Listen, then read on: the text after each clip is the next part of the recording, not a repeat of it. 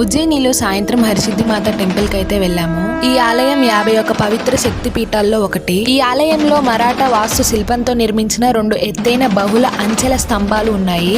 వాటిపై కలిసి 1000కి పైగా నూనె దీపాలు అమర్చబడి ఉన్నాయి. ఈ రోజు సాయంత్రం ప్రధాన హారతికి ముందు వెలిగిస్తారు. సతీదేవి మోచేయి పడిన ప్రదేశంగా ప్రసిద్ధి చెందింది. ఇది పురాణ రాజు విక్రమాదిత్యుని ఆరాధ్య దైవం.